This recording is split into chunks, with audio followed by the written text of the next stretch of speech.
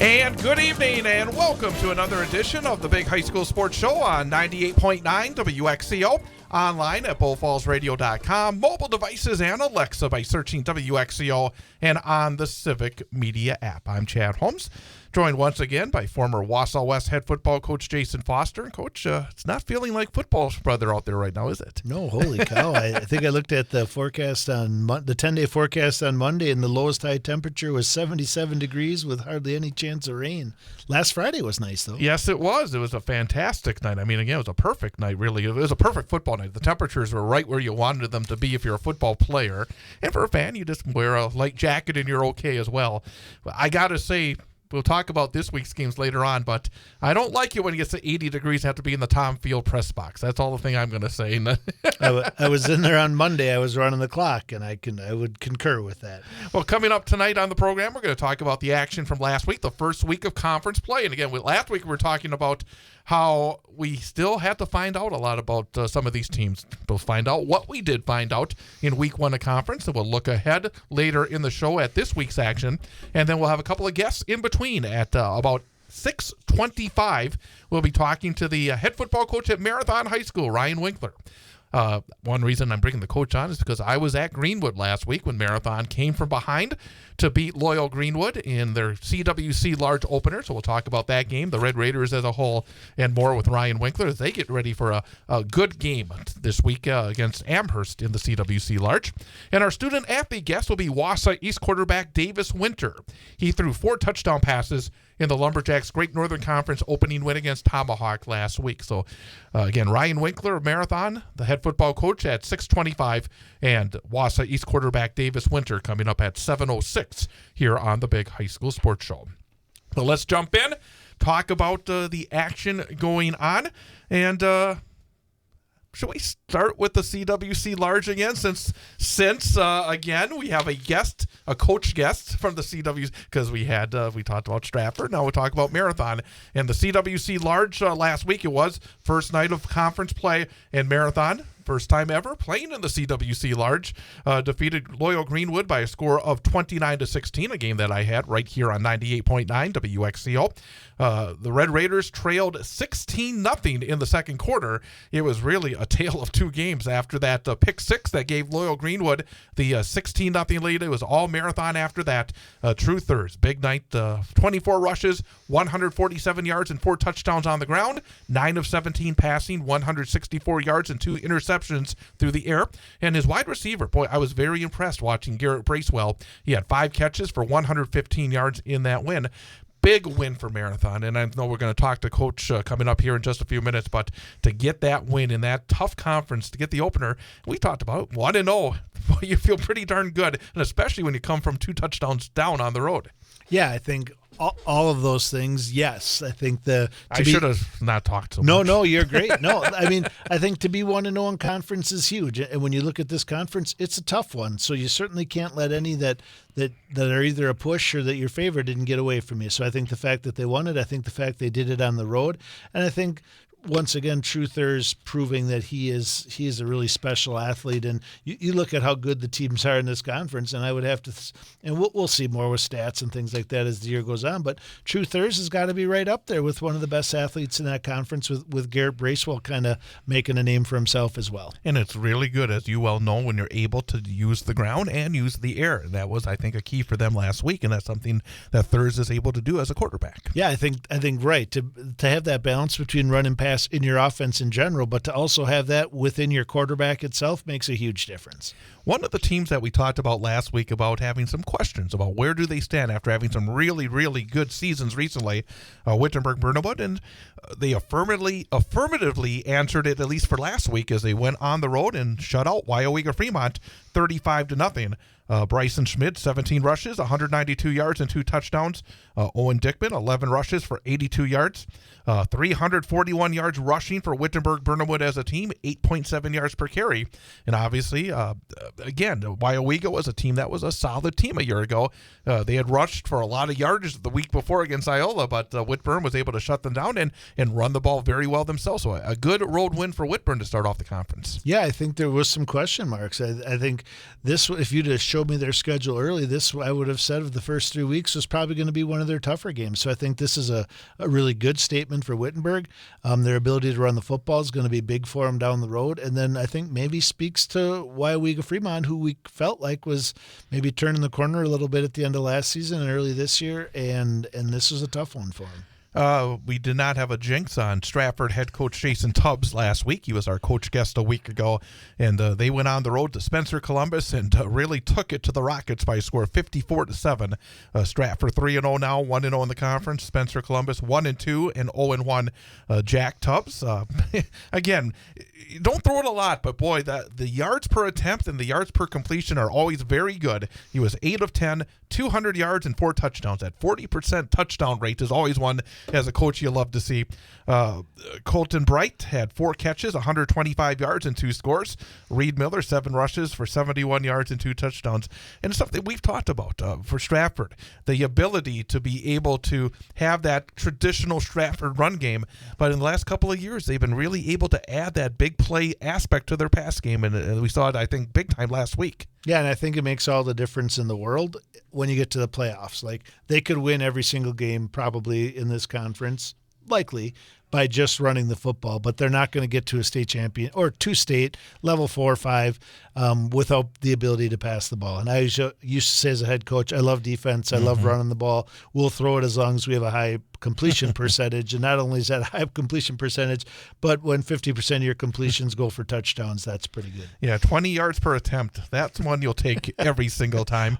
Amherst off to a really good start. And again, I think we're going to see Amherst as they continue this season when they get tested within the conference, just how good they are. But boy, they have done everything they need to early. They defeated Colby 41-20. Amherst still undefeated, 3-0 and 1-0 in the conference. Colby, again, they had a really good football team a year ago. They've had some really good football teams recently. They're off to a very tough start, 0-3 and 0-1. Michael Gladowski, and again, we talk about Amherst every year, and again, it's multi-threat QBs. That's been what they've hung their hat on for a number of years. And Gladowski, 9 rushes, 84 yards and a touchdown, and then another player that putting up big numbers with few pass attempts, 4 of 7 passing, 130 yards, 2 touchdowns and a pick. Amherst ran the ball exceptionally well as a team, 312 yards rushing on 28 attempts. Gaudy 11.1 yards per rush. So again, you get 130 yards on 7 attempts passing. You average 11.1 on the ground per play. If that leads to 41 points at the very least. Yeah, I love it. I think that this conference is more exciting when Amherst is Amherst. In the last 2 years, I would say they were maybe a half step down from being the traditional Amherst. So I think if this is any indication of who they are in 2024, I think we're kind of in line for some good matchups for them down the road and maybe a nice playoff run. And Colby, this is a meat grinder. I think this is a really tough matchup for them in week 3, and I think is Colby. If they are who they thought they were last year, is this a team that comes back on the back end of the schedule and wins those games and maybe gets things rolling towards the end of the season in a playoff run? CWC Small, and again, a game that I thought maybe would be that conference championship game, and Edgar coming off their loss to Stratford, and then Auburndale, who had been very good in their first 2 games of the season, and they're playing in Auburndale. You think maybe Auburn is going to come in there and hand Edgar an early conference loss? Nah, Edgar does what Edgar does. They went into Auburndale and they beat up on the Eagles 41-14. Both teams 2-1 overall. Will Hackle, 16 rushes, 163 yards and 2 touchdowns. Maverick Butt, 23 rushes, 113 yards and 2 touchdowns. Again, another team that is very good about run, and then when they do pass, they get big chunks. Tucker Strite, 8 of 10 passing, 138 yards, 2 touchdowns and a pick. And the thing about that game that jumped out, they completely shut down Auburndale offensively. 39 rushes on 20 attempts under 2 yards per carry, 106 yards of total offense. That's really an impressive win against a good football team for Edgar. Yeah, and obviously, I probably wouldn't have predicted that score, but I can certainly tell you I would not have wanted to be playing Edgar after what the outcome of the Stratford game was the week before. You knew what last week probably was practice, and now that we're into this and Edgar's kind of into their mode, like you look at the names again, right? But straight, like these are the Edgar names, and this is the next group of them coming through. And what really sticks out to me too is the lack.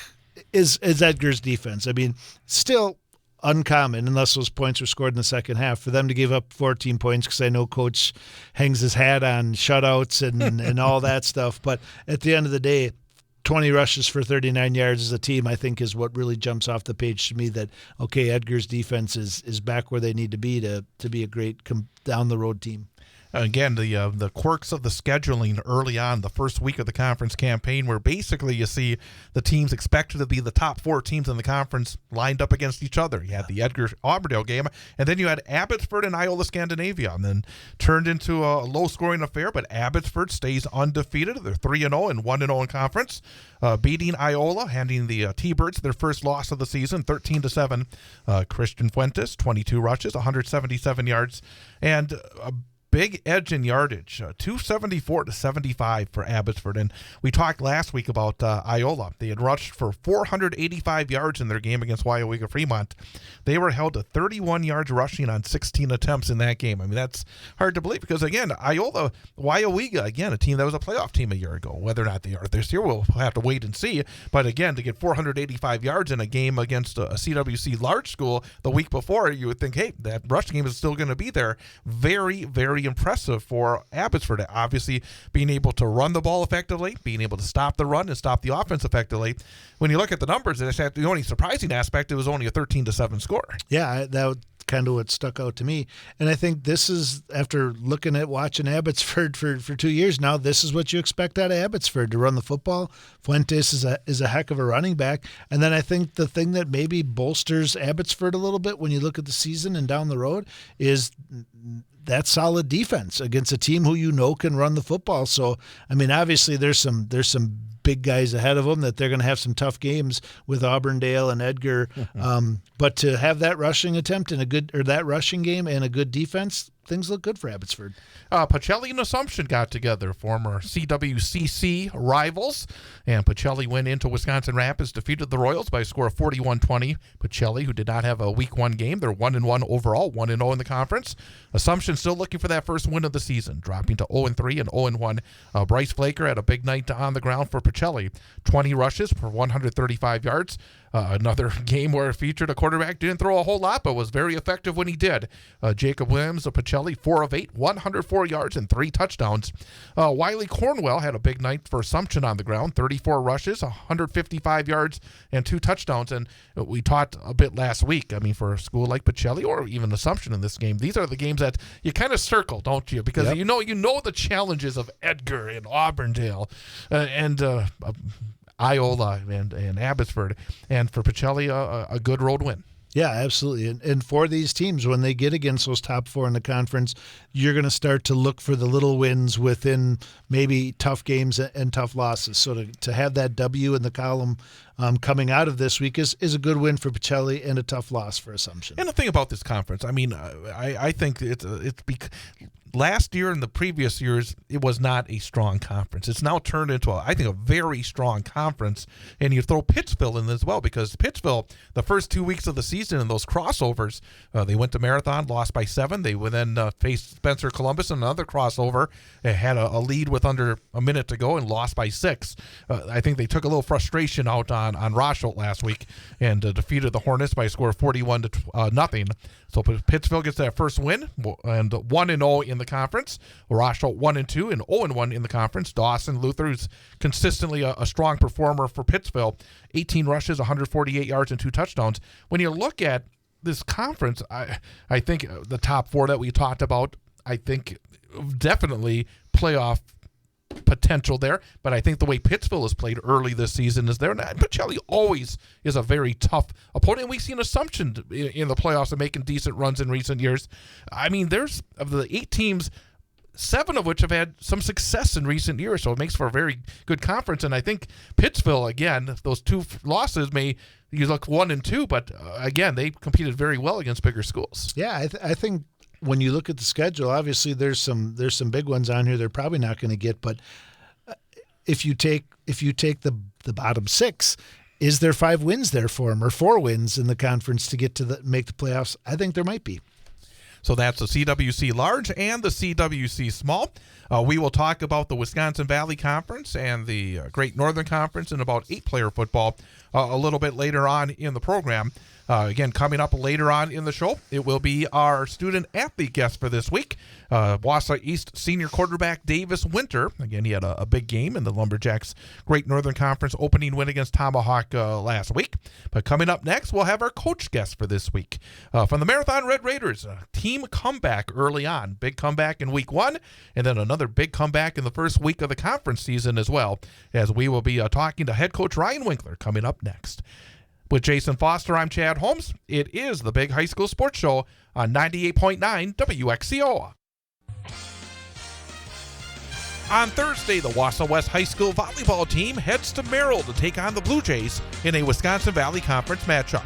Hear all the exciting action live on 98.9 WXCO, online at BullFallsRadio.com, mobile devices and Alexa by searching WXCO, and on the Civic Media app, starting with the pregame show at 6:50 and the first serve at 7 p.m. Wausau West High School Sports on 98.9 WXCO is brought to you by the Cloverbelt Credit Union, Red Robin Restaurant, Sun Printing, Domtar, the Wausau West Athletic Department, North Star Restoration, K5 Construction, and Coast to Coast Marketing. It's Wausau West at Merrill in high school volleyball. Thursday, starting with the pregame show at 6:50, first serve at 7 p.m. on 98.9 WXCO, BullFallsRadio.com, mobile devices by searching WXCO, and on the Civic Media app.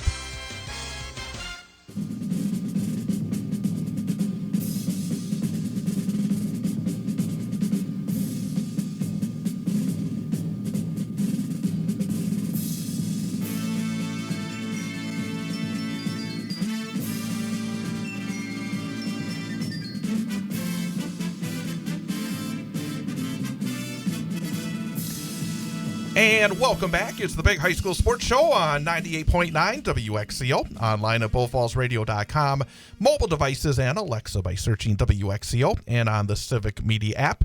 With Jason Foster, I'm Chad Holmes, and last Friday night I was over in Greenwood, and I have to say, they were very, very nice. I really, the AD was terrific, and it got a nice press box.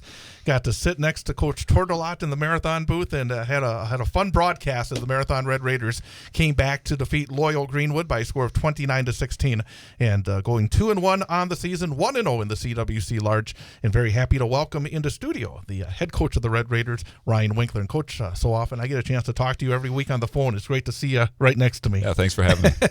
Well, let's first talk about that game last week, because as I said to you, it's always great to be able to see a team in person and to be able to talk about what I saw and get your impressions as well. The thing that, and I just mentioned to you right before we went on the air, it was a 16-0 game, and it was the second touchdown was a pick six for Loyal Greenwood. They got the 2-point conversion. You look up, it's 16-0. Your team had not been able to do a whole lot. Got into some really long yardage situations in the first quarter and a half. But the thing that I found very impressive is, with all that momentum, the pick six, the crowd is excited. From that point forward, you killed that momentum in its tracks. And I thought for your guys to be able to do that, not let that ball go down the hill, was very impressive. What was the key in terms of turning things around? At the end of the first half, you were able to score and almost score a second time. What was the key at that very moment after that pick six that turned things around in such a significant way? We've been talking about all year that we believe in what we're doing and that you're going to have adversity. And we talked about our first game. We were down 14-0 or whatever it was early on as well. We came back from that. So I think the kids are learning to play. Like we talked earlier, they're a young team and they're learning to battle. And it's just, I think they have more confidence and they know that we have the ability to come back if we need to. You had mentioned that before we got on the air as well, about having youth and being inexperienced and having the 2 comeback wins and a nice road win this past Friday.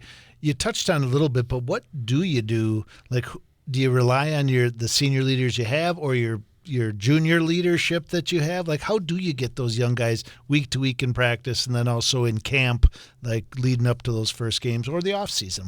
What kinds of things can you do to mentally prepare them as much as possible? Yeah, during the off season, we start, and I think around February, we have a leadership council where the football players, this year, we usually vote on it. And this year I said, hey, anyone that wants to be on the leadership council, we'll take you. So I think we had 11 kids that stepped up. We talked about culture, we talked about adversity, we talked about how to lead, how to hold other kids accountable.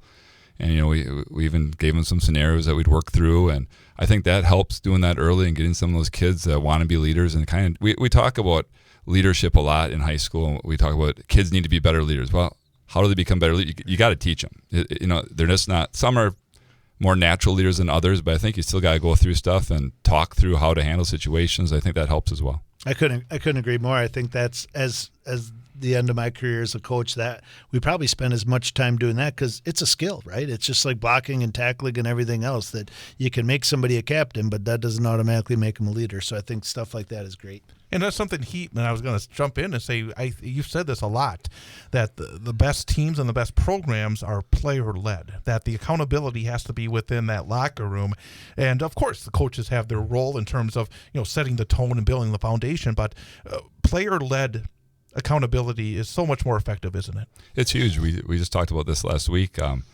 Locker room was dirty, and I said, hey, your mom and dad aren't here to help you, tell you to clean it up. I said, and you don't want to run hills. I said, it's up to you. And I said, I expect it to change. The little things matter. And the locker room was immaculate the next day. And we talked about if we're not hustling, I said, it can't be the coaches yelling every practice. We have to, you guys are leaders on the team. And I said, I don't care who you are. You're all leaders. Hold each other accountable.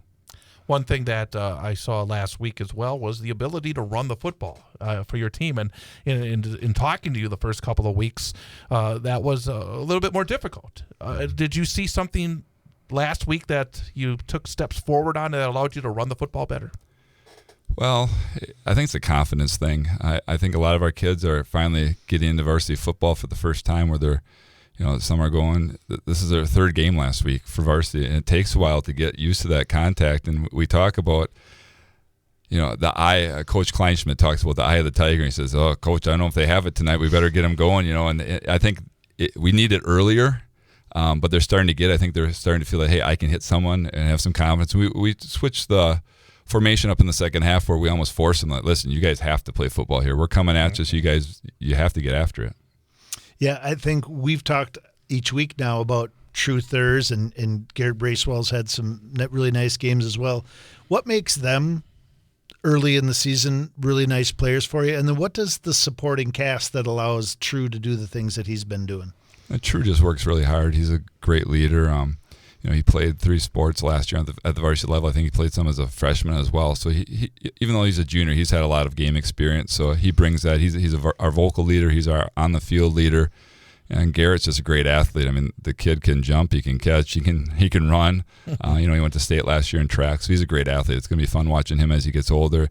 And we do have a lot of role players. And we're just talking today about everyone knowing the role and accepting the role. And you have to have that. I think most of our kids are doing a really good job with that. Talking about Bracewell, because it was the first time that I really saw him, I think, in a full game like that. And you're right. I mean, he was a very exciting player. I mean, boy, when every time that he would just break off the line of scrimmage, you almost kept your eye on him. Making somebody that is good at track and field into a good football player, that doesn't always happen.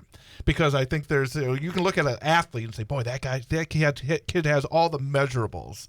But to transfer to the football field is a whole different aspect. What has allowed him to, so far, just really transfer those measurables into measurables on the stat sheet and on the football field between the lines? Because he's a kid we didn't have to make a football player. He likes football. That helps. He wants to play football. He loves the game, and that really helps. Yeah, he's a nice young athlete. So, and not jumping right into next week's game, but talking more about the conference in general. Like, there aren't any gimmies on this schedule. When you look at, great game against Little Greenwood, great coming back, and then when you come off of that and you end that celebration, all of a sudden you turn the film to Amherst. Like that is and then down the road you have your Stratfords and what Whitbird's been the last few years. How is it mentally different, or how is it 1 week at a time, or when you look at the schedule as a whole, what is the mindset when you're preparing for this caliber of team week in and week out? Yeah, we came from the Mare, which was a pretty tough conference to begin with. Our crossover games last year helped us out, gave us some weeks off. I don't want to say weeks off, but, it was less competition than Edgar, Abbotsford, Auburndale, those types of teams, and Colby as well. So, this year there's no week off. So you do, with a young team like we have, we just have to, we talk about pride, passion, commitment, and then we kind of say we believe in that this year, and you just have to go week to week that we believe that we're going to get better every week, and that's just how it is. And this is a conference we're in. We can't do anything about it, so we might as well come out every weekend, do the best you can, and we look forward to the challenge. Yeah, I think it's a great point. The conference you left wasn't a bunch of slackers either. Like, you guys have been playing great competition and had a really solid program yourself. So this is just kind of shifting gears and going a different direction. Let me ask you about the defense, because last week it was a tough first drive, but then never allowed a point the rest of the game. I mean, Loyal Greenwood came out there and kind of drove it on the ground. I think 12 plays to get a touchdown, and obviously that's not the way you want to start. But after that, your team really did a fantastic job, and especially in the second half, where, frankly, Loyal Greenwood could never get anything going. Generally, as a defense, could you maybe talk about this team, and also specifically about that second half? What did you see, especially when you look at the film of that game, that really turned things around from a tough first drive to where, again, Loyal Greenwood had a hard time doing much of anything in the second half? Yeah, I just go back to, we have kids that haven't been on the field a lot, so that was their third game, and they're just growing. And Loyal Green was a good team. They're physical. They had some boys that could play football, and they hit us in the mouth right away. We took some punches, but we stood there. Coach Turlock, Coach Dinkel, Coach Kleinschmidt are our main three guys on defense. Coach Schneider's in there, and Coach Thurs with the linebackers as well. But my staff this year is the best I've had. Not taking away anything from the staffs I've had in the past. They were great as well. But we have more guys this year. We have 7 guys on staff. And just having those extra eyes and just extra, you don't have to coach as much. You can give stuff away and you can really concentrate on that. And I think that's part of it. The staff prepared them. The kids believed, and they're just getting better. And I will say this year we have more guys going one way. And I think we had more guys going one way than Loyal, and I think we were able to wear them down in the second half. Something about the defense before the coach back in. A couple of the guys that actually jumped out the most are not the biggest guys. I think I saw Underwood come in there and make a couple of plays. He's not a big guy at all. And even Quintons, who is your leading tackler right now as well. Sometimes 2 wrestlers. I was wondering about that, because again, there was no fear, even though you don't look out there and say, holy cow, they're going to be the guys that come in there and get all the tackles. But those 2 guys really had I would call it the mentality, and I think maybe you just hit it, that wrestling feel. Could you talk about those 2 guys? Because again, their numbers so far this season in terms of tackles have been pretty darn good. Yeah, we had Garrett Bracewell. We had him penciled in as a starting cornerback, and Blake Underwood came out, and he just showed him, like, if we can keep Garrett just on offense, keep him fresh, keep Blake fresh on defense. Cale plays one way on defense, and those 2 have the mentality that, hey, I'm going to come up and tackle anyone. Like, they're wrestlers, so they've wrestled some of the biggest matches around, so they've had experience there. So yeah, there's no fear in those guys. How you've mentioned it with True and with these guys too, with a school the size of Marathon, how crucial is it that you get these kids who play two for sure, if not 3 sport athletes, to not only the success of football, but the success of wrestling and baseball and track, and obviously you guys have an outstanding basketball program as well. How important is that for your culture to have those kids play multiple sports? Well, it's very important. They're really busy in the summer, but they're getting great experience and just competing, and we want them busy all throughout the school year, helping each other. We talk about, hey, this might not be your favorite sport, but come out and help your friends, and they'll come out and help you when it's your favorite sport, and give everything you have. And one coach I didn't mention is Coach Joel Merzinski. He's our weight room guy, and he does the weight room for all the teams. So I think that kind of brings everyone together as well with that program, that we're not fighting about this is my weight program, this is your weight program. It's like, this is what we're doing. And I think that kind of helps the culture as well. And just a quick follow-up with that one, too. Like, how not only is it important to get those kids, how important it is for you and the head wrestling coach and the head basketball and track and baseball to kind of be on the same page, because we see it for sure in a larger high school, but like you mentioned the summer. How important is it to kind of have that give and take relationship with those other coaches so there is that, not that greedy, I need you to do all of my basketball things or all of the baseball things? That's very important. Like I said, our kids are busy. A lot of them are Legion baseball. A lot of them play a lot of basketball games or lifting in the morning. We have 7-on-7. So, we try to tell the kids that, hey, if you're getting wore down or not feeling it, you got to take something off. And I think most of the coaches are open to, hey, I'm not feeling it today. Give me a break because summer's long. So we try to keep them fresh. Again, we're talking to Ryan Winkler, the head football coach at Marathon High School, here on 98.9 WXCO. A question I like to ask the coaches, because we focus so much on Friday nights and the varsity program, the health of the program generally, because I know that whenever you're a head football coach, it's a 12-month-a-year job to keep everybody engaged and to build the program from the bottom up in order to make sure that if you have a great group in one season, you don't fall off the cliff and then have to rebuild completely. How would you generalize the health of the Marathon football program as a whole? I think it's pretty healthy. We would have liked a few more guys out this year that some made choices to do other things, run cross country, or I think it was mainly cross country. Just it wasn't for them, and they decided not to go up. But our core is really strong. I think we have 42 kids out this year, so it's pretty good. We only have our senior class. We only have 4 kids out. So when you have 42 and 4 seniors, that's good for our future. Mm-hmm. I want to say that our 7th and 8th grade program has 36 kids out between the two classes. Coach Miller, our AD, does a great job down there, and so the future's bright, I hope. Let's talk about this week. And not that we've probably not been a lot of fun watching the film of a very good Amherst team, but boy, they've had talk about programs. They've had a really good program and for a number of years, and have been just very impressive for Central Wisconsin football. They've been off to a really good start this year. It looks like a team that's maybe on the upswing after, it's hard to say, the downswing because they've still been very good the last couple of years. I'll take their downswing. I know, right? Me too. I mean, last year even they almost went on the road and beat Wittenberg-Burnhamwood in the playoffs, but this season they've come out really quickly. What have you noticed in terms of preparation for this week's game? They're just solid all around. Great quarterback, running back runs hard, good receiver, so they can run and throw it. It's going to be tough to defend. Kids really got to stay disciplined, do your job. And defense, they're sound. They got 2 nice DNs. They got good linebackers. They got guys that can in the backfield as well, in the defensive backfield. So it's going to be a big task. What about the aspect, because so many times over the years, Amherst has these multi-threat quarterbacks, and Glodowski had some good numbers last week, and generally he is able to run the football a bit, and when they do pass, they seem to get pretty good chunks. What is it about their offense that is the dangerous aspect? I mean, because when you look at these numbers, again, they don't throw it a lot, but boy, when they do throw it, they seem to have the right plays dialed up. For your defense against that offense, what are the keys? Well, I think they're watching throughout the game, and they're seeing what they can get, and then all of a sudden they see a kid that maybe isn't responsibility sure, and they take advantage of it. I think the thing that's jumped off the page to me this early season at all levels, the Valley, the Great Northern, and both Central Wisconsin conferences, is the quarterback numbers. Like, there's some dual threat guys out there who are rushing, but the low number of pass attempts, the high completions, and the high number of touchdowns, is that just like, I look at an Amherst, and if you're playing Amherst, they rush for 312 yards. So you gotta are those great quarterback numbers a result of just how much time and energy these teams are putting into stopping the run, and maybe leaves you a little vulnerable on the back end for those big plays? It could be. I think a lot of it is a lot more RPOs happening too. Sure. Those quarterbacks, you run the ball a little bit, you get them that. We ran RPO last week, and it was our Y peak that we're running our buck sweep, and if they bite, the linebacker comes up, we're just reading it.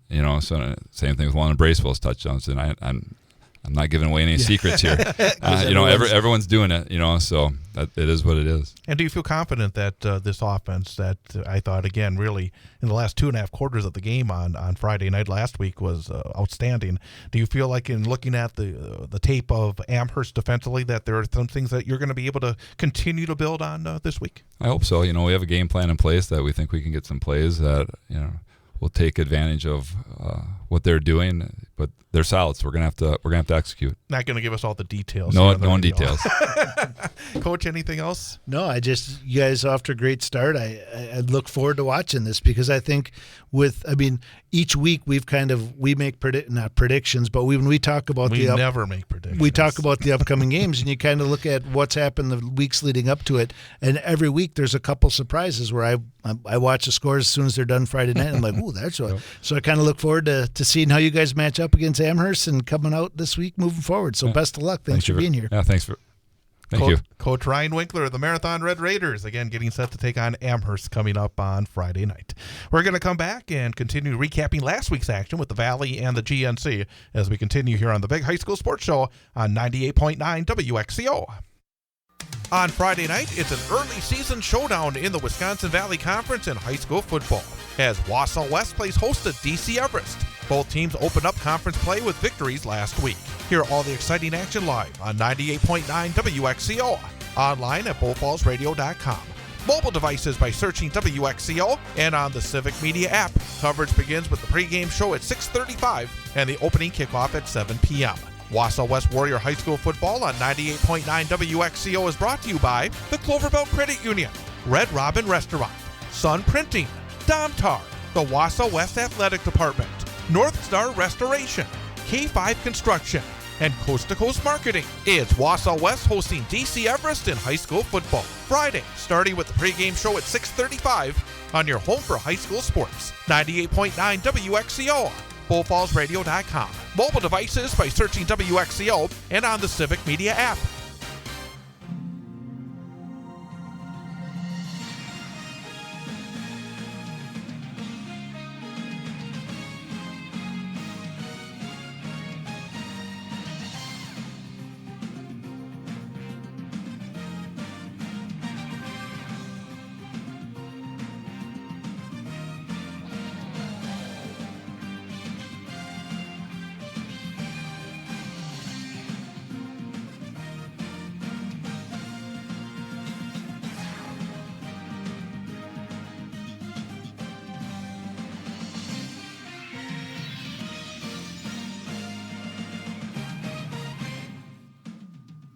And welcome back. Big High School Sports Show on 98.9 and 1230 WXCO. Online at bullfallsradio.com. Mobile devices and Alexa by searching WXCO.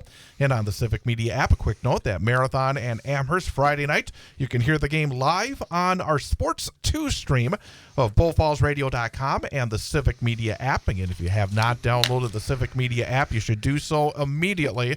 Just go to your app store, search out Civic Media, then all 20 of the Civic Media stations are on there. The fifth one down is WXCO. Open it up, and then on Friday night, you can have it on the primary stream, Wausau West and DC Everest. On the Sports 2 stream, Marathon against Amherst. And we'll also have that Marathon Amherst game air on a tape delay basis after the Wausau West DC Everest game on Friday night. So again, Marathon and Amherst coming up Friday. Sports 2 stream, 6:35 for the pregame, 7 o'clock for the opening kickoff, and then on tape delay after West Everest. Thanks to Ryan Winkler, the head coach of the Red Raiders. And again, I really enjoyed that game last Friday, and I was not expecting to be there, but in the end, as I said, I must say it. You try to do your best always to treat the visitors as well as possible, and boy, the ED at Greenwood was fantastic. Really a nice little booth to broadcast from, and I really appreciated that. And then the game itself, Marathon fell behind 16-0, and they got themselves in penalty issues early. There were a lot of penalties early on, and they found themselves in long yardage situations, and some mistakes were made. And then all of a sudden, 16-0, and with a team that only has less than a handful of seniors, to be able to come from behind for the second time in 3 weeks, very impressive, because that's not easy to do. And again, I said it, having a pick six, those are the big momentum plays of a game that sometimes the emotion can be sucked right out of a team if you give it up. And yet they came right back, drove it down the field, scored. They got the ball back, drove it down, had a field goal attempt on the last play of the half, missed it, was still down by 2 scores, but then the second half came out and just dominated. And again, I was very impressed with what I saw from Marathon last week. Yeah, and I love hearing about the programs. I love hearing about where they're at and what direction they're heading. So it's exciting. I think they're doing some really good things. They have some really nice athletes. And to know that there's only 42 kids, there's only 4 seniors, that's got to be exciting to keep getting better and finish out this year strong, but then looking forward down the road. And I do notice that you sure do say a lot of nice things about other people's press box, but you never say anything nice about Tom Field, Chad. You keep me warm and you keep me svelte. There you go. I can sweat off a few pounds every Friday night on a night like Friday's going to be. So no, it's I will say it's always fun in the Wausau West press box. The good folks in there, everybody is terrific, and it's always again just fun to be at a historic venue. I do wish they would add a second level to the press box, but that's you're waiting for me to write the check, and unfortunately, I don't have enough in my checking account right now to have the Chad Holmes press box over at Tom Field. So. We could call it the WXCO field too. We're open to whatever. Whoever wants to write a check, we're open. Man, you are just that's one thing about you. You never close out the options. So but again, thanks to Coach Winkler for joining us again. Coach Winkler. It's the W night here on the program. We will have Davis Winter coming up at 7:06, our student-athlete guest here on the program. But let's talk about the Wisconsin Valley Conference. Those folks waiting for our recap of the WVC. The Wausau West Warriors went to Eau Claire, take on Eau Claire North at Carson Park last Friday night. And it was a game that started a little choppy, and the thing that was very interesting, and it was talking to Coach Matt Johnson as the Warriors defeated Eau Claire North 26-3 in the conference opener. West only had the ball 6 times, and they scored 4 times, 4 touchdowns. Eau Claire North came out, had the ball in the red zone, I think almost every time in the first half, and they only scored 3 points, and then the West defense really picked it up in the second half, and Wausau West was very efficient offensively. As I said, 4 touchdowns and 6 drives, but Joe Gravine was 11 of 12 passing, 152 yards and 3 touchdowns. Second straight 100-yard rushing effort for Cooper DePoit. He had 19 carries, 148 yards. Shea Jones, Marcus McDonald, and Bennett Matson each had 3 catches, so the ball was spread out very nicely. First week, and again, I may sound like I'm putting way too much emphasis on it, but to go on the road and get a W in that game with obviously a good DC Everest team coming up, I thought a significant win for Wausau West. Yeah, absolutely. I think they're all significant, of course. All conference games, all road games are all significant, and these are ones that you don't want to be looking back on in mid to late October, thinking, "Oh, we let that one get away from us." And I think that, like you said, Eau Claire came out and moved the ball really well. West had some fortunate opportunities. And your check comes from there, so you can say it was. And that Eau Claire North kind of shot themselves in the foot early a little bit. Every time they did get down into that red zone or across the 30-yard line, some bad snaps and some tough penalties. And it allowed the defense to kind of get their feet underneath them a little bit. But the other thing I would say, too, with some of the injuries that West has had this year, Coach Johnson's kind of had to bring a different game plan each week. And I think this was another one. I think that Cooper has really stepped up the last 2 weeks, had a really solid game. There's some other guys out there, Miles, who come in and spell a little bit, but Joe played hurt last week, and really, really stepped up. He threw some great balls. He threw to the right guys and made some really good decisions, and I think he's got a lot to be proud of, and it was a good road win. And also, I think, and I actually asked Coach Matt Johnson about this. I did our pregame interview for Friday night's broadcast earlier today, and I asked him about, because it's the second year in a row he's been forced to have 2 quarterbacks that have been able to step in and perform well. Last year with Jack Ostreski and J.J. Drews, and then this year with Jack, started off really well, again at Superior, and since then, Joe Gravine. And it's not easy where you have multiple guys who can step in at the quarterback position and do very well. And it's been back-to-back years West has been able to do that. And I think that's a big accomplishment for the coaches, and especially as well for those backup quarterbacks to be ready to go when they get the opportunity. Yeah, and everyone's role kind of becomes more important then. Like the protection from your offensive line means that much more. And the other running backs, I mean, Tony Eifel-Donnell came in and had some nice rushes in the second half and had some important yards, keep drives alive and first downs. And I think all those pieces kind of come together. And I think the other thing, and any coach who comes and talks to us would tell you this, these guys who are dinged up, not only do you hope to have them on Friday night, but if they're not there practicing during the week, it kind of messes with what you do Monday through Thursday as well. And just the teams that I see on a semi-regular basis here around Central Wisconsin, boy, early this year, there's been a lot of injuries. I don't know. I mean, and I was talking to somebody today, actually, it was in the parking lot over at West, and a former parent. He's still a parent, but a parent of a former player.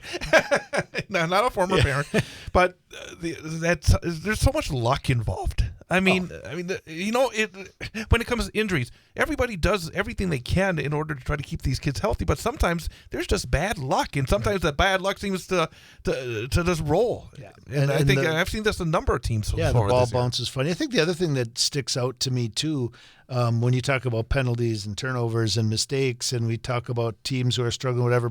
And then you watch week 1 of the NFL last week, and it was hard football to watch. The number of penalties that were there. I mean, how unprepared some of those teams were to play week 1 in an NFL season makes you kind of give a little more appreciation for what we're seeing out of some of these high school athletes. Coming up Friday night, right here on WXCO, Wausau West will host DC Everest. We'll have more on that matchup later on. But the Evergreens come in after 2 very impressive wins. Last week, they went to River Falls on the road, put up 51 points in a W, and then last week took on Wisconsin Rapids in the WVC opener. And the Evergreens, again, were very impressive, winning 34-6. So Everest 2-1 overall, 1-0 in the conference. Rapids struggling right now. It's been a really rough go of it for Tony Biolo and his squad. They're 0-3 and 0-1. Blake Bankston, again, very impressive so far because he had a significant injury last year and did not finish off the season, but has come back and has had 505 yards and 10 touchdowns so far this year. He had 13 carries, 173 yards, 3 touchdowns on Friday against Rapids. Logan George has not been asked to throw it around as much so far, but he's been very effective when he has. 9 of 16, 171 yards, a touchdown and a pick. Brendan Peterson defensively for the Evergreens racked up 16 tackles. Thor Fowler had 12 tackles. But looking at Everest offensively, they got a good quarterback. They got a running back that's putting up 9 yards per carry, 500 yards in 3 weeks. Got a couple of really impressive receivers when they need to throw it. This is an offense, and of course we talked to a very impressive offensive lineman already this season. This team has a lot of pieces on the offensive side, and their defense picked it up a little bit last week as well. Yeah, and I would say, Blake Bankston's first 3 games are as impressive as anybody we've seen in the conference in the last few years, and there's been some outstanding ones, so good for him, and obviously a guy you got a game plan for. And then Logan George is probably considered one of the top 2 returning quarterbacks in the league as well. Brant kind of transitioned to a new coaching staff, and to see what their offense does, I give Coach Mitchell a lot of credit too, because when you have a returning quarterback like that, and you have good receivers who want to be fed like all good receivers do, it seems like Coach Mitchell's done a great job of really sticking with the run and helping that set up the other things they do. And we all know if you can run the football and play good defense, you're going to win a lot of high school football games. Concerning Rapids, when you have the 3 games they've had to start off the year where it's been, in the end, not close, as a coach, how do you... Because for kids, you want to maintain that positive attitude. What's in the toolbox for a coach in this situation? I think what that program, and Coach Biola is probably is he the longest tenured coach in the conference? I would have to say. Him and Coach Gadel's got to be close, maybe. But they play the long game. You look at your schedule. Their schedule's been a meat grinder early. Not only have they struggled, but they've played some what seem to be really good football teams early on. So you keep everybody together. You keep running the football so you can control the clock a little bit, not let the games get out of control. And then you start looking down your schedule a little bit at maybe some other teams that might be struggling and where you're going to find your wins. Stevens Point beat Eau Claire Memorial last week 40-6. So Spash, after that tough opener against Chippewa Falls, have won back-to-back games. They're 2-1, 1-0. Eau Claire Memorial has yet to win. Grand Chateauneuf, 20 rushes, 161 yards and 3 touchdowns. 8 of 12 passing, 102 yards and an interception. Johnny Matthews, 19 rushes, 98 yards for Stevens Point. I say that they won the last 2 games, but you have to say that they have not been tested yet. Superior and Eau Claire Memorial, 2 teams I think expected to have rough goes of it this season. So you do what you got to do. But I think, again, and when we talked about question marks last week, not to say there's question marks, because Grant Chateauneuf is a really good quarterback and they got some talent back, but at the same time they did lose some significant production from a year ago. I'm curious to see as they continue. They got Rapids this week, so again, I'm not sure how much we're going to find out quite yet, but for Stevens Point, I still think there's a few questions to be answered.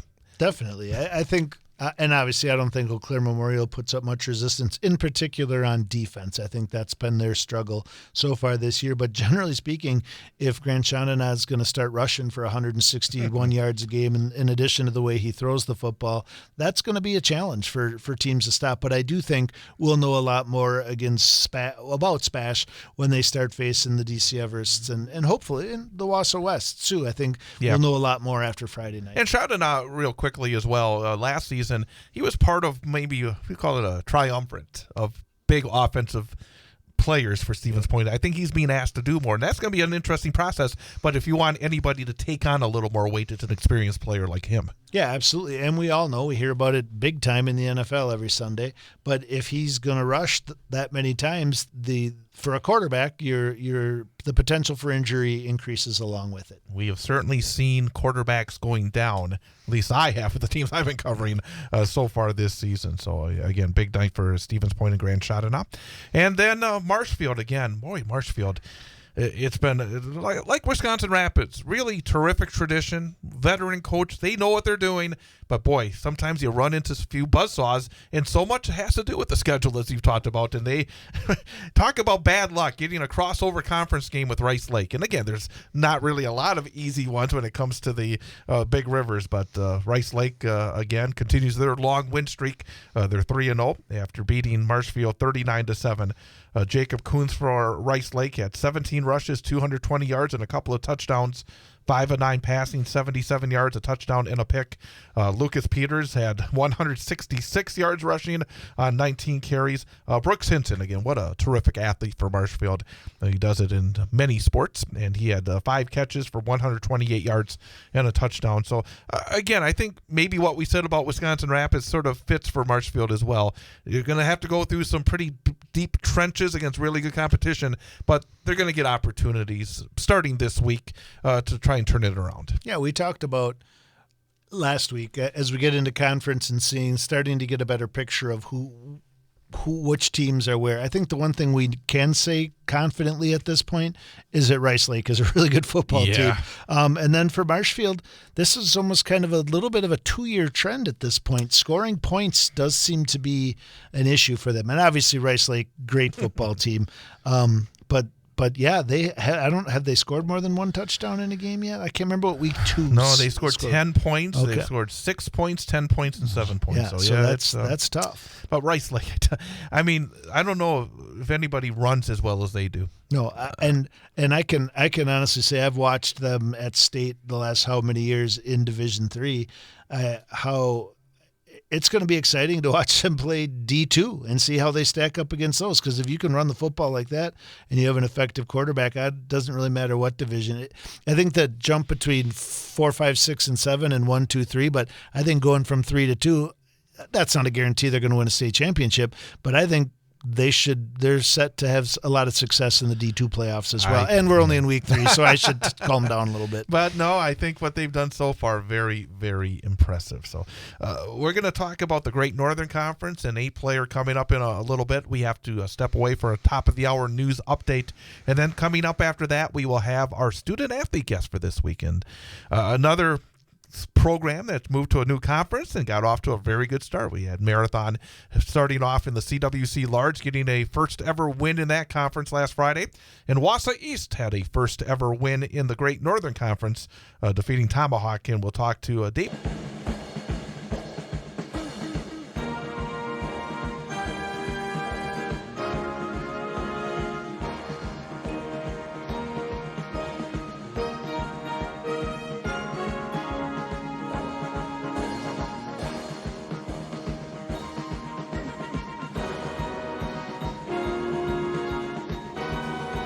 And welcome back. It is hour number 2 of the Big High School Sports Show on 98.9 and 1230 WXCO, online at bullfallsradio.com, mobile devices by searching WXCO, and on the Civic Media app. And we are very happy to welcome to the program our student athlete guest for this week from Wausau East High School, senior quarterback Davis Winter. And Davis, thank you for coming on in. We're going to move that microphone a little bit closer so everybody can hear you. But again, thanks for coming on over. Yeah, thanks for having me. Well, let's start off by talking about the early part of this season. We had a chance to talk to your coach after your Week 1 win over Westby, a very exciting 1-point win over Westby. Then you had a trek over to La Crosse Logan. You had to fight the weather and the Logan squad. And then last week, your great Northern Conference opener against Tomahawk. 2 wins in 3 weeks. I guess going into the season, what were the expectations for this group? Were you expecting to go into the GNC and play some competitive football and perhaps battle for a playoff berth? Or is it, I guess I shouldn't ask the question. What were the expectations for your team going into this season? I mean, yeah, I think we definitely had confidence in each other and we trusted each other, but we weren't totally sure. We had some question marks on the team, and I think with the last couple of weeks, we've really filled those questions, and people have been stepping up and having great games. And speaking of great games, I would say you fall into that category last week. 13 for 19, 234 yards, 4 touchdowns. Great game for you. What are the things that go into a game plan, or from your team, like your line, your receivers, all those things? What allowed you to have a game like that? What assisted in that? You obviously had a great game, but what other things went into making that happen? I mean, yeah, we have tons of weapons on our team. I think everybody trusts in each other that they can go out and make a play and they can help our team. We got a good O-line that always keeps me safe, and I'm really never getting much pressure, so I can make the right decision. Going back to Week 1, you faced a Westby team that won a lot of games last year, and it was, as I said, a 1-point game. You were able to pull out the win at Tom Field. What did that game mean to start things off? Because it's similar to last year. You started off the season with a win as well. How important is it to get that positive reinforcement early, and especially against a solid football team? I mean, yeah, it was huge because just getting our school into it and getting the culture right, we kind of just get our team going and rolling into the next week and into the season just to seeing what we have. Culture. And one of the most impressive aspects for your football program the last couple of years has been the apparent change in that culture, because East had struggled. East could not even field a varsity football team for a couple of years, but then a group has been able to fight through it and to be able to not only get back to varsity football, but to win some games and to really start to turn around this program. What has been the key to the culture? Has it been student player-led? Has it been coach-led? Has it been a combination? What's been the keys in terms of trying to build a positive culture over at East for the football program? I mean, yeah, just all sports, I think, have been getting better, and everybody shows up to the games, and everybody supports each other at the school.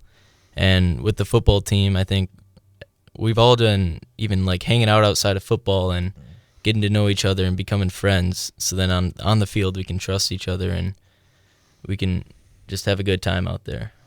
You mentioned coaching, and Chad mentioned coaching. A couple weeks ago, we had Coach Tubbs, who's the head coach at Stratford, on the team, and obviously a super successful program. And his son is the quarterback on that team. So you kind of come from that same tree. While your dad is not the head football coach, he is your head baseball coach. What does that mean for you? Like, as a student athlete, how do you, from being raised, from expectations and things like that, what are the benefits of growing up with your dad being a head coach and kind of your mindset towards high school athletics? Yeah, it's definitely different, but even in football, like, I kind of understand what the coach goes through, and my dad, I don't know, it's just, it's definitely different, but it definitely helps just understanding the game and what they're going through too. Understanding the game, and this is your first year starting quarterback for the Lumberjacks, and so far it's been very impressive. 8 touchdown passes in 3 weeks, only 2 interceptions. In terms of taking over as the quarterback for Wausau East, what's been the biggest maybe challenge in terms of the early season? I'm sorry about that. Excuse me. But the challenge of becoming the starting quarterback, what's been the biggest things that you've had to do as quarterback to lead this team? I mean, just building the trust in them and my teammates, but I think like Coach Garrett and Coach Kramer, they've really been helping me, and they have confidence and trust in me that I'll go out and make the right plays and make the right decisions. What's your strength as a quarterback? What do you think you do best? I don't know. I think I can air the ball out sometimes. I trust my arm a lot, so I think I can just deliver a good ball to my receivers.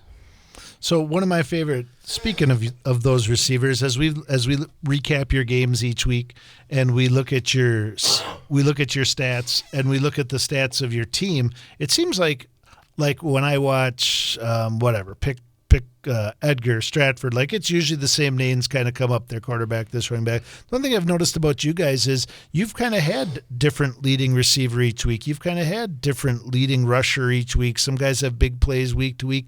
Tell me about some of the other guys. Like tell me some of the names of the guys who make the things work on offense and as well as defense. Who are some of the other key players for Wausau East this year? I mean, yeah, receivers, we got tons of guys. Our main starters are Jesse Napgezik, Caden Meverden, Jaden Garrett, Dylan Sawyers. Those are kind of our main receivers. But even past that, I think I can trust in the guys that would come in after them, and they'll make a play for us. And then we got Ian Stahl in the backfield that's super quick, and he can break out and make a huge play for us. Again, we're talking to Davis Winter, quarterback for the Wausau East Lumberjacks here on the Big High School Sports Show on 98.9 WXCO. Let's talk about being a multi-sport athlete, because you are somebody that's busy all the time. You got the football in the fall, you have the basketball in the winter, and baseball in the spring. In terms of being able to handle all of that, because it's not just the seasons themselves, there's off seasons as well. How do you go about trying to balance your sports along with everything else in your life, whether it's school or whether it's friends, whether it's just having time maybe away from it? Have you been able to learn some skills because of the busyness in terms of your sports? Yeah, I mean, I feel almost when I'm not in a sport, I'm always doing something, but I just feel bored when I'm at home and not doing anything without sports. So, I mean, that's my main thing. I'm always at the field or at the court doing something, so... Kind of going off of that too. So we're a month into the football season. You just came off of summer and you play baseball, which is a demanding summer sport, and football, where coach certainly wants you lifting, probably doing some 7-on-7 stuff. And then basketball, I know there's summer leagues and camps and contact days. What was your summer like? Like, take me through an average week of summer and what that looks like for a 3-sport high school athlete. Yeah, I mean, it's definitely busy. In the mornings, I'm always probably lifting, and during the days, maybe we have basketball contact days, or sometimes things overlap, and then I have to talk to the coaches, and they understand, but it always works out. Coaches, they understand what I'm doing with all the sports, and I almost hate to ask this question. I really do. I hate this. It's such a cliched question.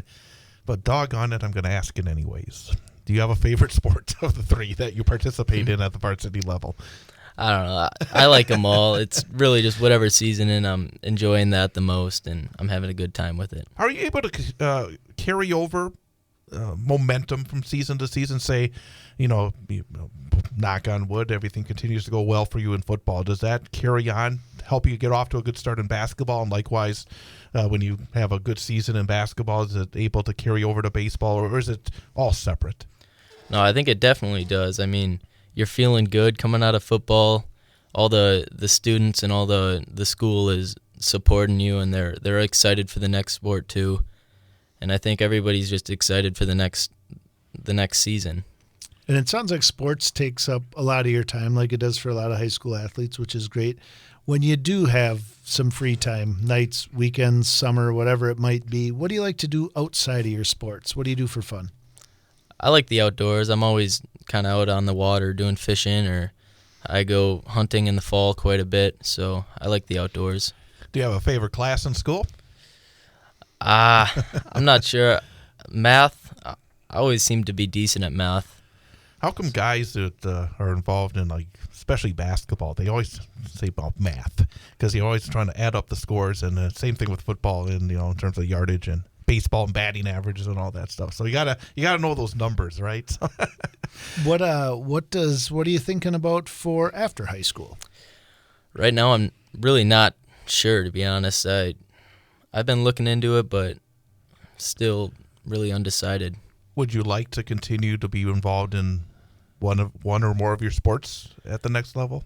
For sure, yeah. I mean, I'd really like to play baseball, I think, but any opportunity that I get, I would probably take it. What is your position in baseball? Last year I played a lot of second and short, and I pitched too. And what about basketball? What's your position in basketball? Just pretty much a guard. When you, because obviously it's different for football now in the Great Northern Conference, and you're in the Wisconsin Valley Conference, and basketball and baseball, so you have different rivals. Do you have a favorite rivalry, a game that's the most fun for you to play, no matter what sport it may be? I mean, it's always fun playing West, but for football, I think we play Merrill a lot and all of the other sports, so I think that'll be a big game, and I think just it'll be exciting playing new competition and the better teams in these conferences and getting the new competition. What is you guys talk about season goals and you talk about big games and things like that, and Chad just mentioned rivalries. What are the games other than Merrill, like on your schedule this year, that you're most looking forward to in football? I mean, I think Medford and Mosinee are kind of the top two teams in this conference. At least they're supposed to be this year. So I think we're kind of looking at that, and that's going to be a big game for us. And I think if we win that, we have a chance at bigger things. What about this week? You go up to Rhinelander. You know the way to Rhinelander. Your team went up there a year ago. Obviously, you'd like to make it 2 in a row in the Great Northern Conference. They obviously I'm sure looking at this as a very important game for themselves after a tough loss last week. In terms of preparing for this week's game, what are the areas that your team is going to be focused on in order to be successful this week? Yeah, I think we just have to get out there with energy, and just being able to stop the run, I think, is a main part, and just getting out with energy and being able to have a good time and hit some guys out there. What's important, Chad mentioned, it's a road game. I know you guys took that long trip down to La Crosse as your other road game so far this year, and there was all sorts of things with that. Early in the season, bad weather, you bumped up your start time, I think, by an hour. So when you travel, like you travel in all your sports, what's your routine, and what do you encourage your teammates to do to make sure that you're mentally ready to play when you get off the bus? I mean, yeah, getting a good night of sleep before, make sure you're hydrated and getting enough food in your body. And then on the bus ride, just kind of maybe watching film or listening to music or whatever it takes to get you ready for the game. When you look at going in, this senior year, every athlete, I think, has sort of dreams. Do you have any, in terms of all your sports, what are the things you're hoping to accomplish this year? Because you obviously, as you said, you got, football that's off to a good start. You got basketball that I know that you've got some really talented guys that are coming back this year. And, of course, with baseball as well in the spring. What are your goals as you go through your final very busy sports calendar here for your senior season? I mean, in all sports, I think we want to make a playoff run and even make a conference run. Just being able to compete and have a good season. Anything else, Coach?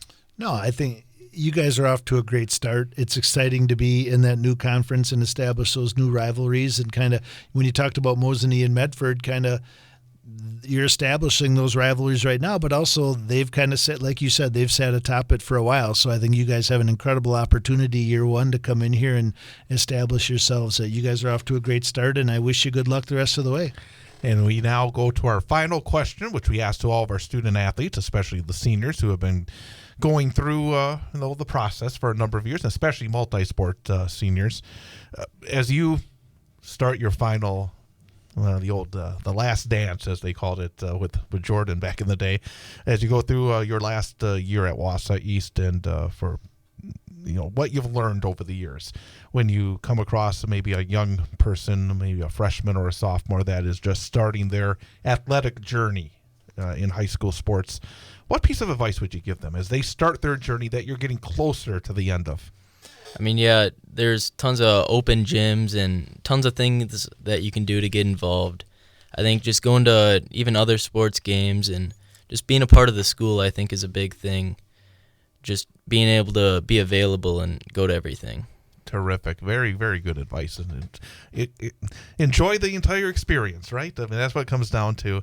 And you certainly are with all the sports you're involved with.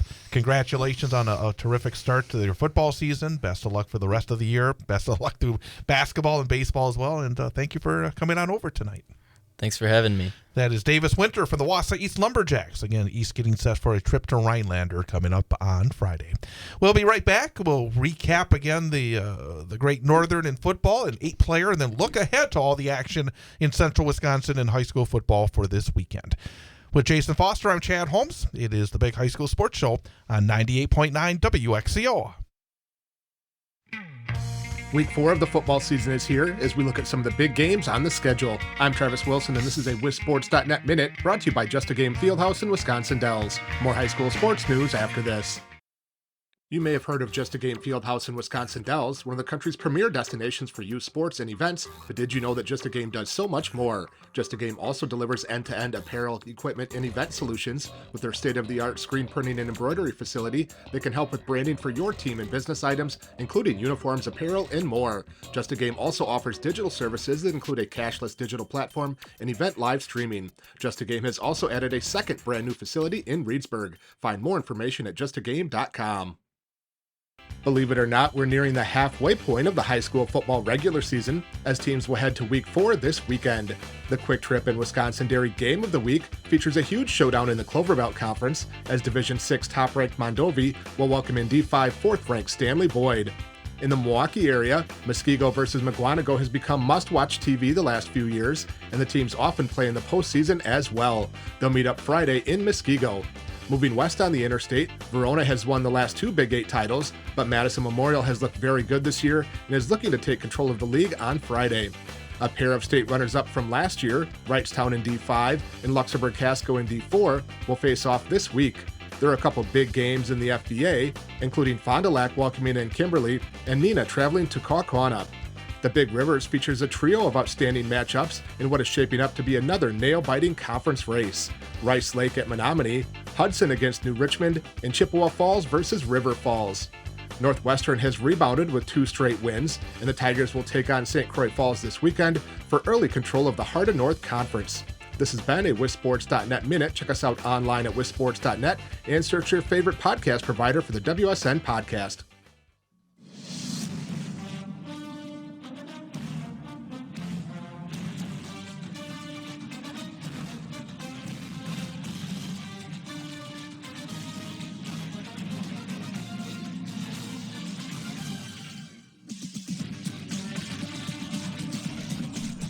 And welcome back. Big High School Sports Show on 98.9 WXCO, online at bullfallsradio.com, mobile devices and Alexa by searching WXCO, and on the Civic Media app. Don't forget as well that we always have our show as a podcast. It's put up immediately following the show. If you miss any part of the show or just want to listen again, always you can go to bullfallsradio.com and /sports, or just click on the sports link. Or wherever you get your podcast, wherever you get your podcast, you can subscribe so you don't miss any of the episodes as well. So, again, wherever you get those podcasts, you can tune into previous episodes of the show as well.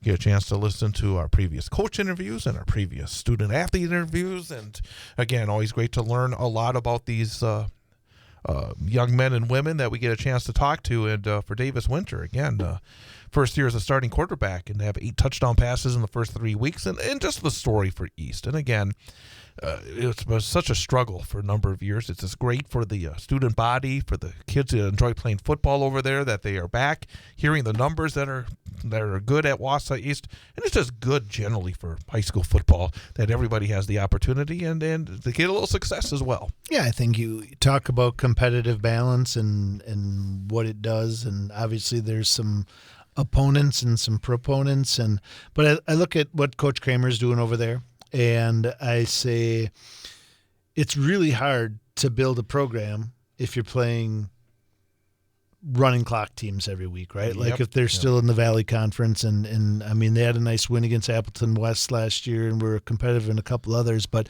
it's hard. It's hard to get kids out. It's hard to get kids excited, and I think Coach Kramer's done a nice job of getting them to this point, and I think now being in this conference, they have the opportunity to kind of get the fruits of their labor and maybe have some success. Well, let's look at the Great Northern Conference from last week. That is the 11-player conference here in central Wisconsin that we have not recapped the action from last week yet. And it was Wausau East defeating Tomahawk 27-11. So East 2-1 overall, 1-0 in the GNC. Tomahawk 1-2 overall, 0-1 in the conference. Our guest, Davis Winter, was 13 of 19 passing, 234 yards, 4 touchdowns, 1 interception. Caden Meverden had 5 catches for 102 yards and a touchdown. Ian Stahl, 13 rushes for 65 yards, and Rex Riley, the Tomahawk quarterback, was outstanding. 20 rushes, 228 yards, and a touchdown as well. But for Wausau East, again, that was going into that game. Again, we were talking last week about learning about where some of these teams are, and for East to not only win, but to win by a pretty decent margin. I think a very good start in that conference for East, and a good maybe preview that they are going to be in that mix to try and get that playoff berth. Yeah, I think we talked about kind of who are the top 3, who are the bottom 3 in there, and I think East kind of took a nice step forward in that regard, and I think Tomahawk's still a question mark. I mean, Riley rushing for 228 yards. I think that they have the potential to compete with maybe some of those teams towards the bottom and kind of maybe be a middle of the pack type team. Mosinee went to Merrill. Merrill won 2 games in a row to start off their season in the non-conference. Mosinee came in at 1-1, and it was a very competitive football game. And in the end, Mosinee scored a touchdown late to pull away for a 28-13 win to open up the conference campaign. Treve Stoffel, again, you talk about. I'd asked Davis Winter before we started off the air about whether or not he played 2 ways, and he said no, basically just offense. I said, well, that's obviously the way you want to do it, because you don't want your quarterback out there being put in a position to get hurt. But Treve Stoffel was 16 of 27 passing, 252 yards, 3 touchdowns, but then he added 11 tackles and an interception on the defensive side as well for Mosinee. Brady Locken, 5 catches, 119 yards and a score. Carter Fandry, 21 rushes, 74 yards, and a touchdown. Obviously, a big win for Mosinee. They had lost their first game against always tough Stratford squad. But for Merrill, it shows that this is a better Merrill team as well, that they were able to stay right in there, give themselves a chance in the fourth quarter. Yeah, and I think obviously you look at Mosinee, and it looks like a really nice balanced attack. Couple good rushers. Stoffel's obviously their best football player, and showing it week to week both sides of the ball. But I mean, the fact that Mosinee put up 13 points against them, I mean, I think I kind of beating a dead horse here, but I don't think Merrill scored 13 points the entire season last year until we got there. So the fact and that Mosinee only gave up like 3 in the conference last season, so right, nobody was scoring against them. Right. Yep. So the fact that they're 2-1 overall and gave a good showing against one of what's believed to be the top 2 teams in that conference, I think there are definitely some things for Merrill to walk out of here thinking that there's some wins in that board, and maybe they find a way into the playoffs. And I think generally a lot of these great Northern Conference teams going into this conference campaign do feel that way, that there is. And that's one of the things you want. You want to have that pathway to get to the playoffs. That, maybe we're not going to win the conference, but if we play well, we have an opportunity to get to that. And I would say 3 wins, because right now in 11-player football with the exodus for some schools going to 8-player, that in the past where you'd have to be 4-3 in a 8-team conference to get into the playoffs, nowadays most of the 3 and 4 teams get in. So there is a pathway, and I think even for Antigo got off to the 2-0 start. They had to go to Medford, and obviously you probably just as well get Medford out of the way for a team like Antigo. Medford won 46-12. Paxton Rothmeyer, 11 rushes, 207 yards, and 4 touchdowns. But even for Antigo, I think, again, you mentioned, I think in our first show of the season, watching the Channel 12 preview, and they were talking more about the past. Now this season, get a couple of wins and get an opportunity to put themselves in a position to play meaningful games coming up in mid-October. But boy, Medford, they just run the football. Yeah, they're so consistently good at doing that. Yeah, we talked about it with some of those Central Wisconsin teams earlier in the show about how important it is to kind of have that balanced attack if you want to make deep playoff runs. And I think that's one of those things that Medford's going to kind of have to figure it out as they move forward. And I'm sure they have a plan for it. Coach does a great job over there. But yeah, good win for Medford. Tough one for Anago, but I agree with you. When we looked at these schedules over the year, right, these teams that start 0-3 and win their last 4 in the conference versus the teams that win their first couple and then hit the meat grinder of the schedule and lose them. So Anago's still got I think a lot of reason to be hopeful as they come down the stretch. And the most competitive game last week was battle up north. Lakeland beat Rhinelander, and I have to say, I don't know if surprise is the word, but I thought maybe Rhinelander would find a way in that game. Lakeland beat Rhinelander 12-8 to stay perfect on the season, 3-0, 1-0 in the conference. Rhinelander loses for the first time. They're 2-1, 0-1 in the conference. But Noah Bruckner has been consistently good for Lakeland. I mean, he's been not just this year, but last year as well. And he was a workhorse. 29 carries, 140 yards and a touchdown. Cyrus Leisure for Rhinelander at 13 carries, 86 yards and a touchdown. But with Bruckner, again, I find it interesting that sometimes we see these running backs in the high school level that get the 29 carries, and they're so afraid to do that in the pros. I'm the guy that says, give them the ball. But again, when you have that bell cow running back, you've had those during your years and seen plenty of them as well. It's such a great thing to have, isn't it? Oh, absolutely. I think the thing that sticks out to me about this game is the score. This is a pretty typical Lakeland Rhinelander score, and I think when you add East into this equation this week, I think it's the one thing that East has been able to do in 2 of their 3 games is score some points. So when they go up against the Lakelands, I think we're going to learn a lot this week when they play Rhinelander. How close it is, and B, how the defenses play. And if East can continue to prove to score points, I think maybe that puts them maybe a leg up on the Lakelands and Rhinelanders, yep. And then maybe you kind of start to talk a little bit more about what does the Wausau East Mosney game look like. Absolutely. 8-player football. Saturday, Alman Bancroft beat Newman Catholic 18-6, a game that was called at halftime. And boy, the injury bug has bit Newman Catholic big time. But first, the game itself, Griffin Pent, the third quarterback for Newman Catholic, who started the season as a running back, actually came out and made some plays throwing the football. It looked like Coach Mickley had some really good designs, and he was able to get some big chunks. Griffin Pent was 3 of 7, 103 yards and a touchdown before he left with perhaps a concussion. So they brought on their 4th quarterback of the season, Cooper Gould, and he actually completed a couple of passes for 30 yards. Damian Pent had a 46-yard touchdown reception before he was injured. Emmett Stiles from Alman Bancroft was 12 of 18, 197 yards, 2 touchdowns, 2 picks, had 12 rushes for 83 yards. So again, number one, and I was there, and I'm gonna talk for a moment here. I'm gonna let you sit back because Alman Bancroft apparently was a little upset about this. Well, frankly, Alman Bancroft has some issues of their own they have to deal with. There's been some problems when Newman has gone there over the years. And again, this is just me talking. This is not on behalf of Newman Catholic. But they apparently complained about this ending. Newman was missing 3 players to begin with a roster of under 20 players. They added 3 more injuries in that first half as well. At least 4 of them are 2-way starters. They were at the point where it was getting to the point where you want to save your season. And that's what they're trying to do here, save their season. So, again, Coach Mickley wanted to continue.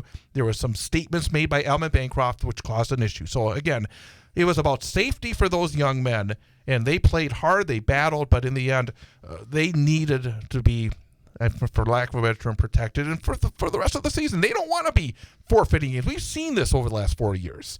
So, again, for Alman Bancroft, I think, from what I've heard, to complain about it, my editorial comment, I think they were in the wrong. I think being there, watching, knowing what the injury situation was for Newman, I don't think they did anything wrong in this situation. But that's just my comment on the game. And also, they came out so shorthanded, getting to their 3rd quarterback, their 4th quarterback, and they were right there until the 3 extra injuries came in the 2nd quarter. So, again, hopefully Newman Catholic will get into a portion of their schedule where they're able to maybe get a little healthier, but also maybe not. I mean, Alman Bancroft has some big kids on that team, physical football team, and it was a shame that the game had to be called at the end of the first half. But again, I just wanted to put that out there. I have a microphone. I'm going to use it once in a while, so again, Elman Bancroft, I was not impressed with them complaining about it. But yeah, I think the key to remember in all of it is that player safety plays a huge role. I think in this regard, I think most people familiar with the game understand it. I think it might even play a bigger role in 8-man. It's true in 11-man too, but I think in 8-man, the reason you're playing 8-man is because your roster's more limited in your program from a numbers standpoint. And I think when you get to your sometimes second, but for sure when you get to your third and fourth, not only are you playing somebody who might have lesser ability, but probably kids who also are less physically developed, maturity-wise, age-wise, grade-wise, whatever it might be. So if decisions are made based on player safety, I think it's important that everybody keeps that in mind and respects that. And to me, the irony of the whole thing is we've walked down a path during and post-COVID where games get canceled, moved, rescheduled, forfeited at the drop of a hat. It's frustrating. Happens for a lot of different reasons. More often than not, it happens the week of or the day before a game is even played. So to be in the middle of a game where circumstances kind of led to this and other options were considered but not not implemented, whatever the case might be. It's a tough situation. It sounds to me like the best decision was made for the safety and the well-being of the kids, and hopefully Newman gets healthy and is able to bounce back and kind of have some success with their schedule moving forward. Exactly. Athens fell to Flambeau 46-20. Evan Purcell for Athens had 92 yards rushing and a touchdown. Kyle Schreiner added 70 yards on the ground as well for Athens, who are now 0-2 on the season. We're going to come back in 1 minute and look ahead. Big matchups coming up, and we'll talk about the week number 4 matchups straight ahead in 1 minute. This is the Big High School Sports Show on 98.9 WXCO.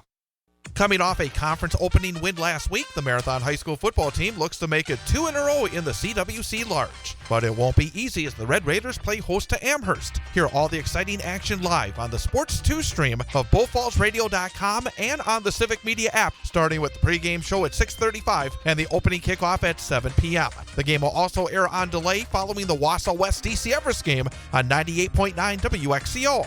Marathon Football on WXCO is brought to you by Marathon Park City, Four Seasons Screen Printing, Brickners of Little Chicago, County Materials, the People's State Bank, Marathon Cheese, the Dirks Group, Marathon Family Dentistry, the Marathon Athletic Club, Fisher Transportation, Morgan Sand and Gravel, Rip Falls Fabrication, and BS Taxidermy. Marathon hosts Amherst in high school football Friday on the Sports 2 stream of BullFallsRadio.com and the Civic Media app starting at 6:40 and on tape delay following the West game on 98.9 WXCO.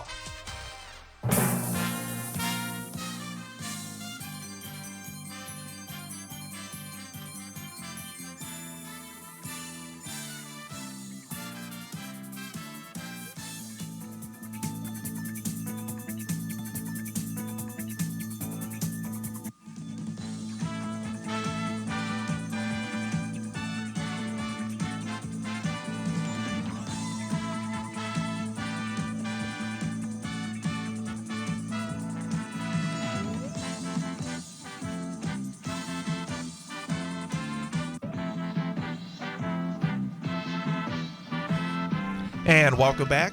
Big High School Sports Show on 98.9 WXCO.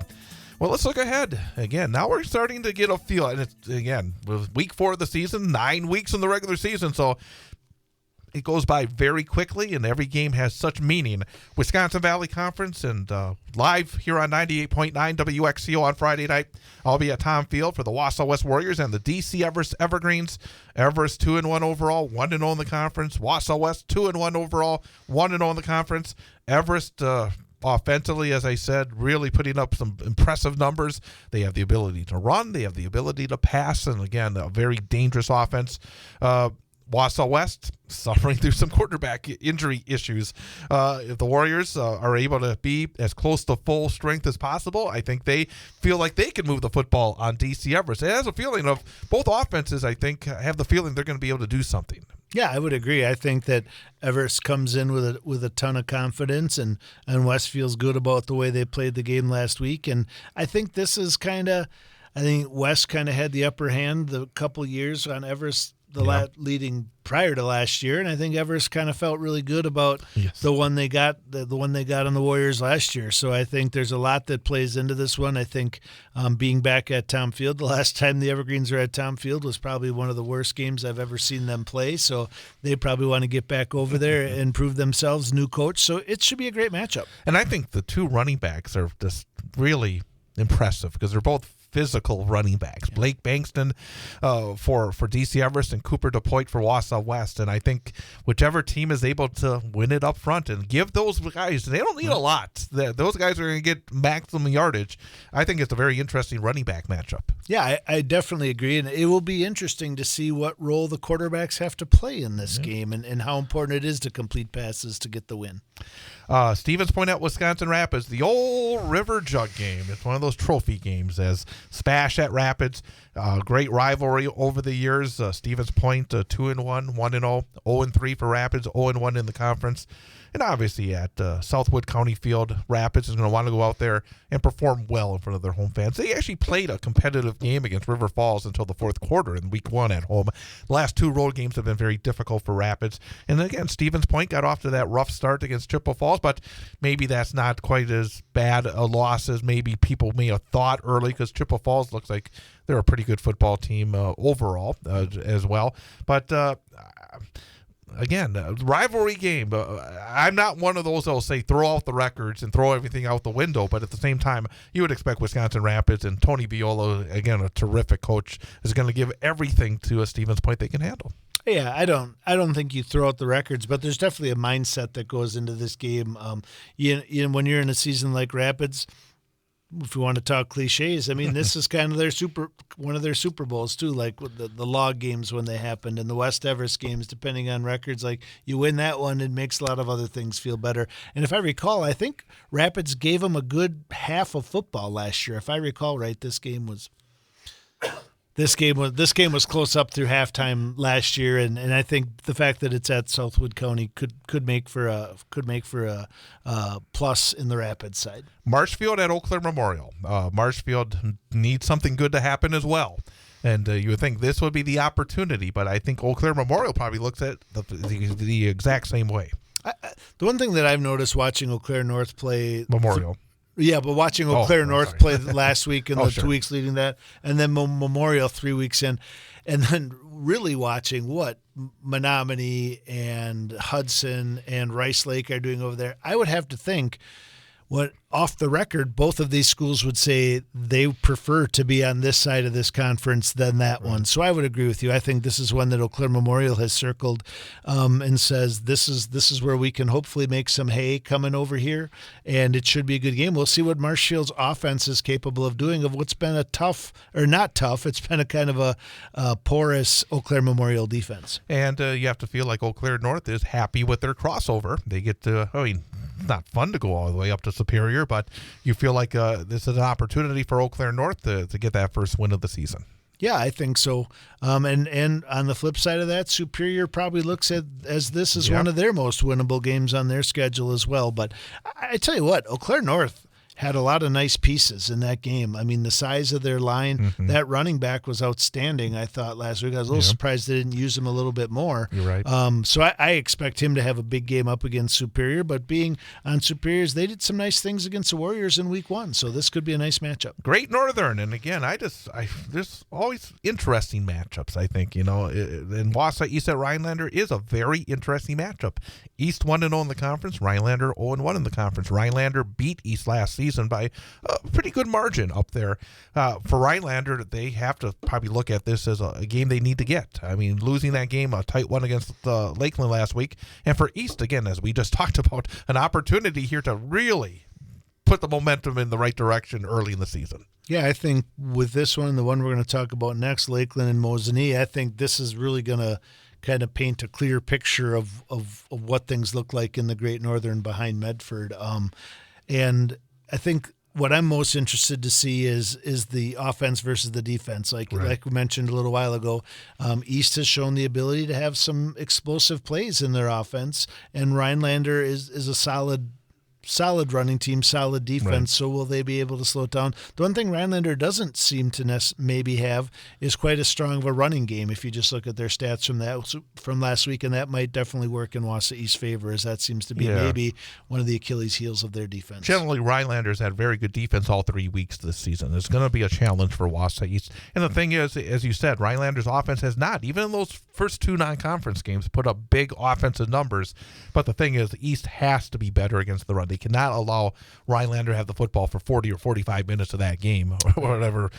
Not 45, but no, anywhere from 30 to 35 minutes of that football game, and expect to win, because at the end they'll just get wore down and make it a very difficult finish in that game. So yeah. And as you said, East, if they get big plays, they better score points, because, again, they're not really known as a team that's going to grind it out. So, again, I think, in a sense, it's going to come down to East slowing down that run game. I really think that more than anything else in that football game. Yeah, this is a score I'm really looking forward to seeing at the end of Friday night. You said Lakeland is at Mosinee. I think Mosinee has, again, started to gain a little momentum the last 2 weeks. Again, not overpowering against Merrill last week. Lakeland getting that big W. This is going to be, I think, an indicator of the gap between maybe the top and the rest of the league. Mosinee and Medford have had sort of a gap in recent years.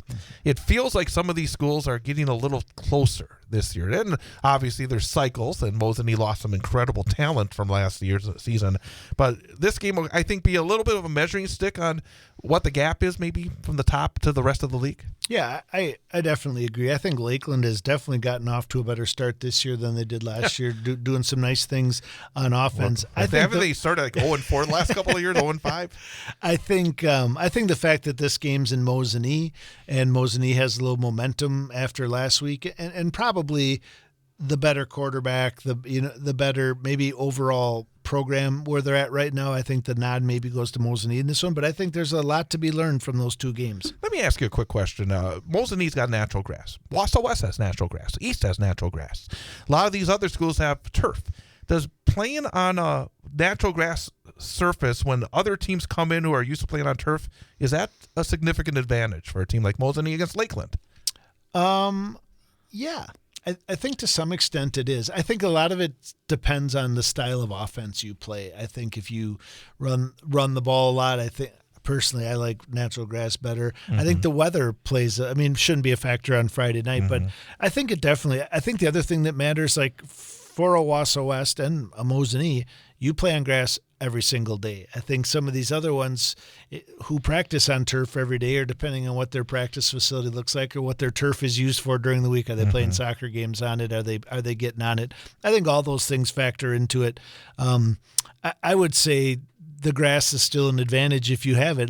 Hudson came last week, and it was almost like they were playing in Alaska, like the being on natural, and their coaches just couldn't stop talking about probably what a beautiful surface it is, and all that. It probably makes them feel slower, doesn't it? Yeah, I think it does, especially when we don't mow the grass.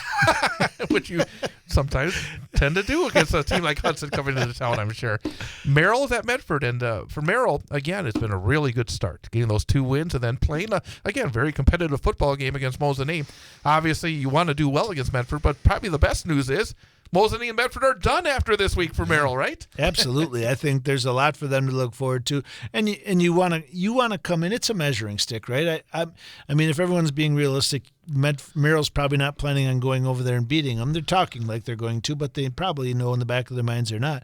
So you want to come out and compete. You want to be able to slow down their run. You want to come out of that game healthy, and you want to be able to look back and say, we did these things against Medford this year that we weren't able to do against them last year. Held them to X amount of yards, got this many first downs, got off the field this many times. So those are the little victories they're looking for. And then they kind of get a little more optimistic with the remainder conference schedule. And again, the Merrill offense putting up a lot more points this season. And obviously, again, I think one of the teams early on that's been perhaps one of the bigger gainers so far early this season.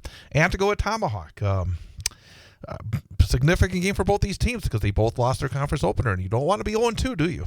No, not at all. And I think the winner of this game feels better when they get to the Rhinelander East Lakeland portion of their schedule. And I think the one who loses this game might be in for a long conference season. CWC Large, one of the best games this week. Wittenberg, Burnhamwood at Stratford. Yes, it's a big ask for Whitburn, but they've played some really good games against Stratford recently. But then again, the Tigers, I think this season have a little bit more in terms of at least early on. But Whitburn, again, a very impressive road win at Wyowega last week.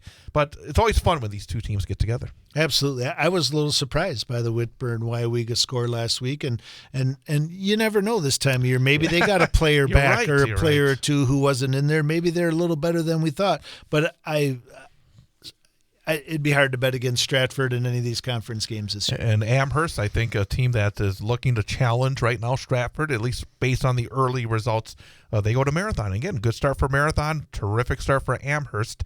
A big ask this week for Marathon, though, because especially if Amherst is bringing even more players back. Yeah, probably. My mistake. They were talking about Colby. Yeah. I would say probably for Marathon and Whitburn, these are both games where you know a lot more about your team and your program after this week. Not going to be shocked if you don't come out with a win, but what is the mentality of a young Marathon team going up against a really strong Amherst program? Do your kids fold, or do they compete like crazy all the way to the end? Again, that game will be heard on the Sports 2 stream of BullFallsRadio.com. and the Civic Media app Friday night starting at 6:35. And then that game will also air on a tape delay basis after the Wausau West DC Everest game here on 98.9 WXCO. I think this game actually intrigues me as well. Loyal Greenwood at Colby, because I saw Loyal Greenwood. They have some talent. They don't throw the ball. Obviously, they need to be able to, I think, play from ahead. But they did run it effectively for a little bit against Marathon. And Colby is a bit of an enigma. They've been such a solid program the last couple of years. They're off to an 0-3 start playing at home. They definitely need a win. If they don't get it this week, then there's trouble. Yeah. And one of the reasons I love talking to coaches, especially from these conferences, is to get some of that insider information. So as we sit here and watch Colby scores and stats the first 3 weeks, we kind of scratch our head a little bit and say, what's going on in Colby? And then you find out that they get some players back this week. And so it'll be interesting to see who they get back and how that impacts their outcome. Couple of teams licking their wounds from tough losses last week. Spencer Columbus at Wyowega Fremont. And again, Wyowega Fremont, again, being shut out by Whitburn. That was at home. I think for them, they need a W here. And Spencer Columbus, you take it what it is against Stratford. They're just that good. You look back, and they had a good win 2 weeks ago against Pittsville. Yeah, and I think Spencer Columbus, probably after a tough one against Stratford, comes into this one looking at what Wyowega did or didn't do against Whitburn last week and gives them a little optimism as well. CWC Small, and perhaps the game that every year that I look least forward to having to even look at or talk about.